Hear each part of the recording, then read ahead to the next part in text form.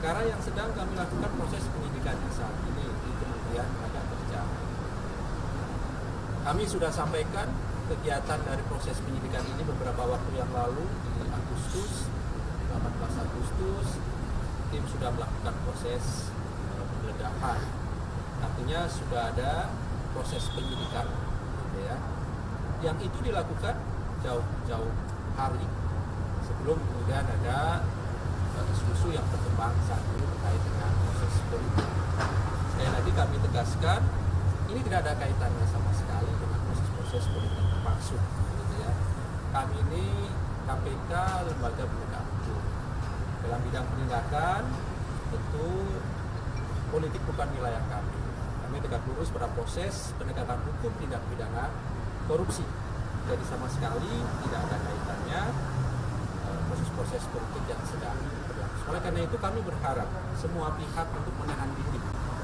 Jangan sampai kemudian membangun opini, membangun narasi seolah-olah kemudian kerja-kerja KPK bisa dipautkan dengan proses-proses politik yang sedang berlangsung. Kami paham betul bahwa ini adalah tahun politik, tetapi kami berharap jangan bawa KPK pada ke persoalan-persoalan politik yang sedang berlangsung tersebut. Tentu ketika naik proses penyidikan, pasti diawali kegiatan yang kita sebut dengan penyelidikan.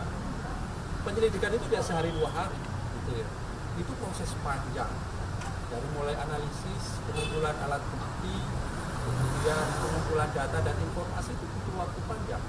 Kalau kemudian naik pada proses penyidikan di bulan Juli dan seperindik di Agustus, itu juga masih jauh dari proses yang saya kira teman-teman dan masyarakat tahu ada proses politik tentang pencapresan ataupun calon wapres di tahun 2024. Perkara ini sudah KPK lakukan sudah jauh hari sebelum itu. Bahkan kami pastikan sebelum Juli ataupun bahkan di tahun yang lalu. Itu sudah kami lakukan penerimaan laporannya, verifikasinya, telaahannya, proses panjang. Terlebih kemudian pasal-pasal yang kami gunakan adalah pasal 2, pasal 3. Itu ada unsur-unsur di sana yang bisa dibuktikan melawan hukumnya, memperkaya diri sendiri, orang lain, atau kemudian menimbulkan kerugian keuangan negara. Itu tentu sudah melewati waktu-waktu yang panjang. Jadi poinnya adalah sekali lagi tidak sehari 2 hari kemudian KPK melakukan proses penyidikan ataupun penegakan hukum dugaan korupsi di Kementerian Tenaga Kerja dimaksud, gitu ya. Saya kira itu. Ada yang mau ditanyakan? Apa benar besok